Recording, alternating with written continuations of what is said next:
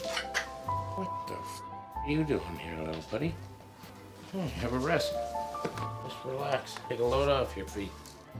Welcome to Antimatters. Hello everyone. Up today we've got multiple species. We've got Formica fusca, we've got 2 different types of weaver ants. That'll be accompanied by a few little peeks of some other colonies too. Let's jump straight into the first species of today's episode though, the Formica fusca. To start with, let's go back a month. Last update on these girls, I thought their outworld and nest were getting a little bit crowded. I was also complaining about all of the mess they were making. At the time I could keep on top of it. There's no denying they're grubby little girls though. Inside their Gen 4 Wakushi nest, there was plenty of workers and plenty of brood ready to pop. There was also an absurd amount of elates. Skipping forward a month, the floor space in the outworld is definitely a lot more limited than it was before. I'd estimate that the colony has grown by at least 40% in the last month, number-wise anyway. They're doing really well. I'm pretty sure this is a single queen colony, so it does make me quite happy to see all of the brood about. It doesn't seem to be slowing them down that they've only got one queen. One thing I definitely find quite amusing with these girls is the tendency of theirs to take all of their brood into the outworld as well. This is completely natural behaviour for Fusca, as in the wild, their brood won't spend much time in the actual nest. A lot of the time, they'll move it to somewhere nearby, wherever is the hottest. I've found them in some really exposed places before. It's a miracle that a bird doesn't swoop down and eat some of their babies. As long as it's hot though, they're quite happy to take their brood anywhere. As of today, the 5th of March, there are still a few elates scurrying around the place. I'm finding it quite hard to distinguish if there's any males as well.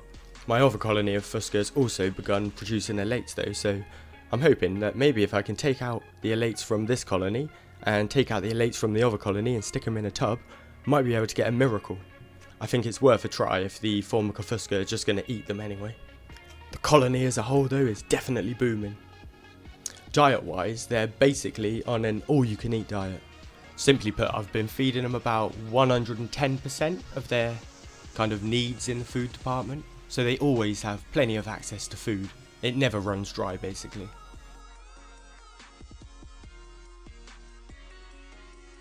Inside of the nest, you can see how the worker count has gone up. There's still quite a lot of brood in here, however a lot of it is not elate anymore, so it doesn't stand out as much. I'm going to have to start thinking about a new setup for these girls soon. It makes me very happy to say though that they're doing brilliantly.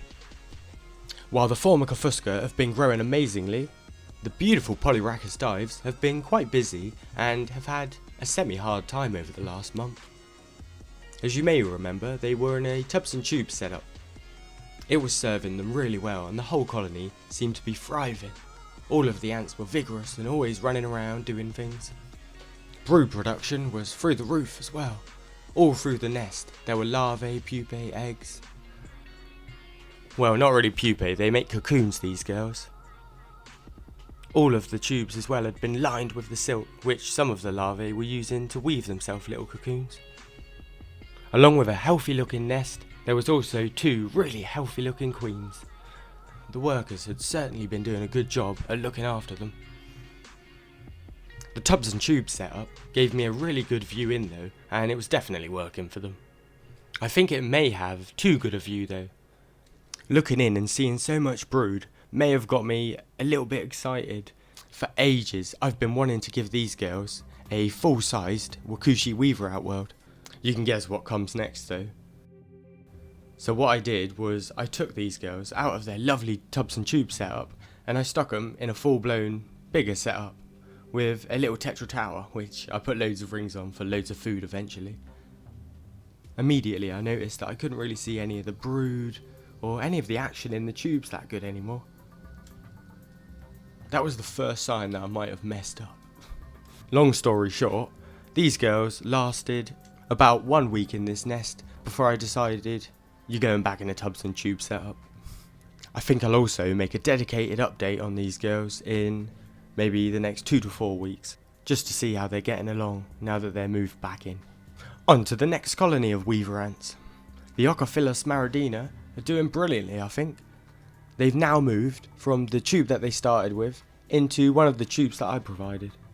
It was a big relief to see them inside of their new little nest, because I was a bit worried that the holes for the entryways weren't going to be big enough or something for the queen. However, she must have managed to fit through just fine. I've had these girls for a week odd now, and I absolutely love them. They're so good to watch. They're always doing something. I'm quite confident that the queen is happy as well. There seems to be loads of fresh eggs. On one side of the tube though, they keep their larvae and their eggs. And on the other side of the tube, they keep more larvae and a lot of pupae. This is the warmer side of the tube. Even though the tube is only 18mm wide, there seems to be some form of gradient inside. So what have the girls been doing for the past week odd? They've been weaving everything. All over the tubes is silk. Something funny they do too is they seem to silk up all of the cotton wool too. At the cotton wool end of the tube, there's a silk layer over it. Something I've noticed about their silk as well is it's white. That's unlike the Polyrhacus dives, whose silk seems to be a more kind of tan colour. Look at all these eggs though. I've been piling in the food. It's not all good news though. There does seem to be quite a few bodies. At the moment, I'm putting it down to the stresses of travel. Maybe some old age. The overall numbers in the colony seems to be pretty stable as well, as with each ant that passes away, another seems to enclose to replace her. That doesn't stop me panicking a little bit though. Seeing all of the dead bodies in the newly added sand, by the way, does make me a little worried that maybe something's going wrong. I think at this stage though, it's best not to panic. If I was to do something drastic right now, I'd probably end up killing more ants.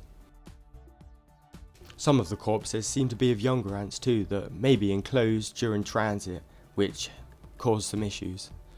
There's plenty of living freshies though running around inside of the tubes. Here's a good view of one of their woven test tubes. I'm not sure what they're trying to achieve. The name of these ants definitely fits them though. They are weaver crazy. I think they're definitely worthy of their top spot among weaver ants. From what I've seen so far anyway. These girls remind me of harps a lot as well.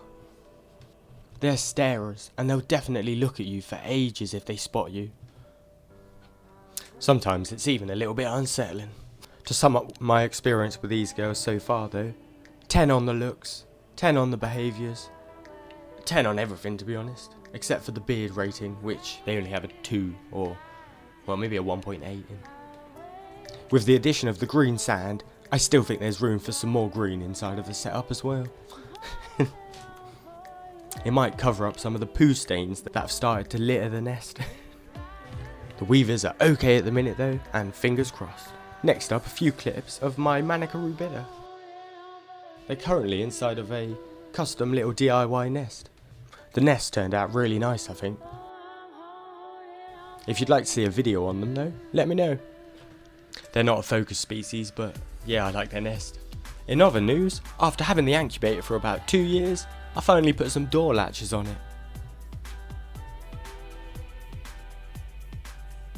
Inside, I also modified the shelf that the pogos were sitting on. This will allow me at some point to give them a new outward. Sneak peek of William and family as well. Oh, they've had an update. The messes have doubled in size this year already, and I'll make them their own video dead soon. That's about it though for this episode. I hope you enjoyed it and thanks for watching. To end off the video, there's a few nice clips I think that, well, I couldn't really fit in anyway. Until next time though, have a fabulous week, may your ants live long and prosper, and bye!